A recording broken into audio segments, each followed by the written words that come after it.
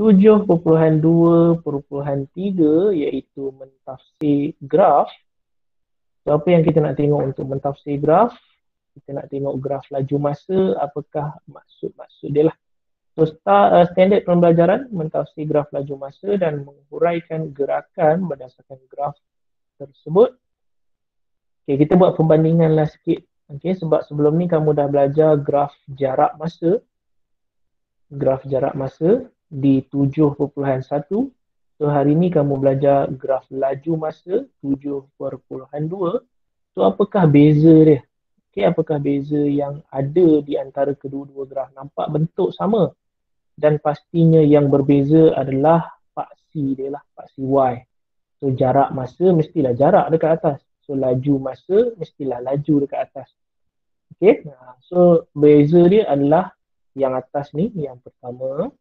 Okay, dari segi paksi. So, tengok betul-betul setiap kali kamu nak jawab soalan ni nanti, kena tengok paksi dia betul-betul. Adakah dia laju masa ataupun jarak masa. Sebab dia lain tu cara penyelesaian. Okay, kita nak tengok yang kedua, perbezaan dia. Kalaulah graf kamu ini graf keturunan positif ataupun graf menaik dekat sini, untuk graf jarak masa, dia bermaksud kenderaan kamu itu bergerak pergi ataupun dia ada kelajuan lah. Sebab maksudnya dia bergerak lah. Okay, senang cerita, keturunan kamu menaik bermaksud positif dan dia bergerak. Kenderaan tersebut bergerak. So, untuk yang ni, dia memecut. Untuk laju masa, apabila dia menaik, bermaksud kenderaan itu memecut. So, yang ni tadi dia hanya bergerak, ada kelajuan. So, ini dia adalah pecutan ataupun memecut. So, kita nak tengok yang seterusnya, sekiranya dia berada di tengah. So, kalau duduk di tengah, ataupun kawasan mendatar dekat sini, untuk graf jarak masa, dia adalah keturunan sifar dan sebenarnya kenderaan kamu ini berhenti. Okay, so macam ni dia laju, dia bergerak, lepas tu dia berhenti. So, dia macam tu untuk graf jarak masa. Kenapa cikgu kata dia berhenti? Sebab kalau kamu tengok kat sini, mungkin masa kamu ni tak lengkap. Tapi kalau kamu tengok, dia berada pada jarak 2 km. Dia berada pada jarak 2 km pada masa yang ke T dan kepada masa 9.50. Bermaksud jarak dia tak bergerak, tapi masa berjalan. So, maksudnya dia berhenti lah tu. Okay, dia tak bergerak tapi masa berjalan, maksudnya kenderaan itu berhenti. So, untuk yang ni, apakah maksud dia? Lain pula. So, dekat ni rupa-rupanya ni dia memecut. Kemudian dekat sini dia bergerak dengan kelajuan yang seragam. Bermaksud kelajuan dia sama je. Nak kata memecut tidak, nak kata perlahan pun tidak. So, keturunan masih lagi sama sifar, tapi ini maksud dia keturunan ataupun laju kamu seragam. So, yang ni maksudnya dia berhenti. Sebab tu cikgu kata kena tengok baik-baik paksi kamu. Okay, jarak masa ataupun laju masa. Sebab dia punya tafsiran graf dia lain. So, yang terakhir, yang belakang. So, kalau ini kita boleh katakan contoh. Contoh ini dia pergi, mungkin dia jogging, pergi ke taman permainan. Okay, kemudian dia duduk rehat dekat situ dan dia berjalan, dia jogging balik lah ataupun dia berjalan balik. So, dia macam tu. So, ini ada kelajuan, so ini dia berhenti, so ini dia ada kelajuan. Tapi dia dalam keadaan kelajuan dia pulang semula ke tempat asal lah. Contoh 0 km ini rumah, so 2 km ini taman permainan. So, dia bergerak ke taman permainan, dia berehat dan dia kembali semula ke paksi kosong iaitu rumah dia. So, bagaimana untuk graf laju masa? Dekat sini dia dah kata sebagai nyah pecutan. Nyah pecutan bermaksud dia memperlahankan kenderaan dia. So, macam ni dia memecut. Kemudian dekat sini dia bergerak dengan laju yang sama ataupun seragam. Katakanlah dekat sini mungkin cikgu nak ke sekolah, so nak cepat, so kita memecut lah. So memecut laju, kemudian dah sampai sekolah, kita mungkin yalah, kenderaan tak bergerak bila sampai sekolahan. So kalau tidak dia memecut, so dia mendatar, mungkin dia bawa dengan kelajuan yang seragam sebab dia dah sampai dalam sekolah, so dia relax. Kemudian dia memperlahankan kenderaan sebab dia dah dekat sampai. So macam itulah lebih kurang. Tapi apa yang cikgu nak tekankan kepada kamu, setiap maksud dia berlainan.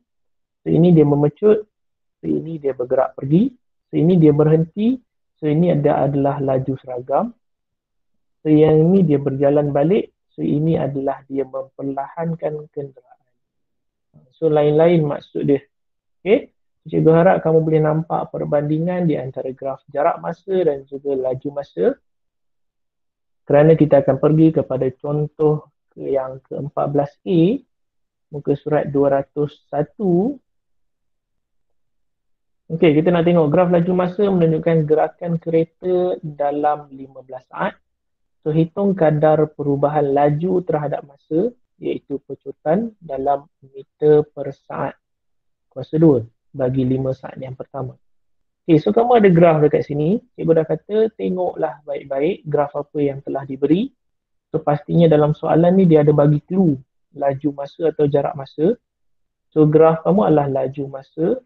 Dia minta pecutan 5 saat yang pertama. So, kena tengok elok-elok dekat mana 5 saat yang pertama.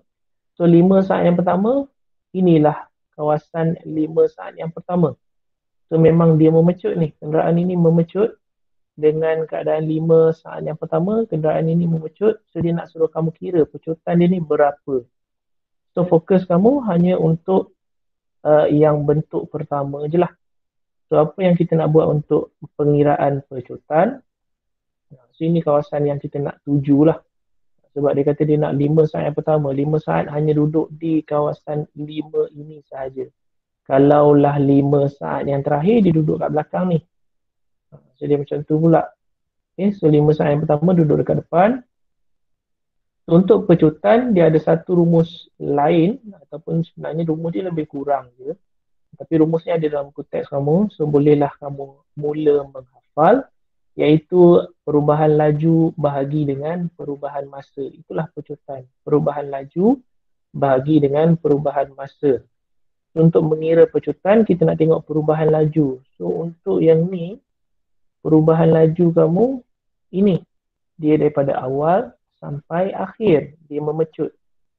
So, memecut di akhirnya ialah kelajuan 40. Memecut di awalnya adalah kelajuan 20. So, perbezaan ataupun perubahan kelajuan dekat sini ialah 40 tolak 20 lah. So, dekat sini. Okay. So, 40 tolak 20 dekat bawah ni. So, 40 sebab dia duduk akhir dekat sini. So, 20 sebab dia starting dekat bawah ni. So, perubahan kelajuan bermaksud 40 tolaklah 20. Bahagi dengan masa. So, masa kamu 5. Okay, memandangkan dia nak meter per saat kuasa 2. Okay, unit yang dia nak dalam saat. Tak ada masalah lah. Kamu ambil 5 ni memang 5 saat dah dekat bawah ni. So, kita terus je ambil 5. Tak perlu lagi nak tukar kepada unit yang lain. Minit ke jam ke tak perlu. Okay, so dapatlah 4 meter per saat kuasa 2. Okay, so dapatlah pecutan dia dekat sini rupanya 4 sahaja. Okay, fokus kamu hanya kepada bentuk yang pertama kerana dia nak 5 saat yang pertama. So, kena ada skill jugalah kat mana yang kamu kena tahu. Apakah maksud kata kunci. Yang cikgu highlight dengan merah ni sebenarnya kata kunci. So, kamu tahu kadar perubahan laju terhadap masa, itu ialah pecutan. So, keluarlah rumus pecutan. Yang contoh. Okay, kita nak tengok 14C iaitu adakah soalan yang sama? Ya, soalan yang sama. So, dia kata kira jarak pula. So, jarak tak susah, luas bentuk lah. Untuk 15 saat. So, untuk 15 saat bermaksud luas jarak keseluruhan ni lah. Sebab 15 saat ni dah kira semua ni. So, kamu ada bentuk yang pertama, trapezium. So, bentuk yang kedua, petak. Bentuk yang ketiga, trapezium. So, ada 3 bentuk yang perlu kamu kira untuk dapatkan jumlah jarak. So, kita tengok yang pertama, bentuk trapezium yang pertama, rumus dia masih lagi sama. 1/2 darab dengan, dekat sini dia pakai darab tapak dulu ni. 1/2 darab tapak, darab hasil tambah 2 paksi selari. Tak ada masalah, mana-mana nak hadir dulu. Okay, so rumus kamu 1/2 darab dengan tapak, so tapak 5 dekat bawah ni. Darab dengan 20 tambah 40. 2 hasil tambah 2 paksi selari. So, 20 depan, 40 di belakang. Okay, 2 paksi yang telah dikatakan selari dekat sini 20 dan juga 40. So, dapatlah nilai ataupun soalan jawapan yang pertama, bentuk yang pertama. So, bentuk yang kedua, petak dekat tengah-tengah ni. Petak tak susah sangat nak kira, tak ada masalah sangat untuk petak. Petak ianya ialah 10 tolak 5. Bawah ni, jangan kamu ambil nilai petak bawah ni 10. Salah tu. So seharusnya 10 tolak 5 saja. So petak bawah ni hanyalah 5 jarak dia. So jarak dengan ketinggian iaitu 40. 40 jarak dengan 5 dekat bawah ni. Dapatlah luas yang kedua. Dan luas yang terakhir, trapezium di belakang. Trapezium di belakang. Sekali lagi trapezium 1/2 darab dengan tapak. So dia ambil tapak dekat bawah ni. So dia ambil 15 tolak 10. Untuk tapak bawah iaitu 5 sahaja nilai kat bawah ni. So 15 tolak 10. Yang ini. Darab dengan hasil tambah 2 paksi yang selari. 40 tambah 60. So dia macam tu. So dapatlah 3 bentuk ni. 1, 2, 3. Berpeluh juga kamu nak dapatkan jawapan. So dapatlah kamu kira keseluruhan. Yang atas ni 100,5. Okay, yang sini 150. Yang ini 200. Yang ini 250. So dapatlah keseluruhan rupa-rupanya 600 meter. Okay, 600 meter untuk jarak gerakan kereta dalam 15 saat ini. Okay. So harap kamu boleh faham bila sebut tentang jarak dia nak tuju kepada mana. So jarak bermaksud luas bentuk. Jadi, jangan lupa untuk like sebagai tanda anda memperoleh ilmu daripada tontonan ini. Tinggalkan komen untuk sebarang penambahbaikan dan seterusnya subscribe untuk tidak ketinggalan video-video yang baru. Sehingga kita berjumpa lagi. Assalamualaikum warahmatullahi wabarakatuh.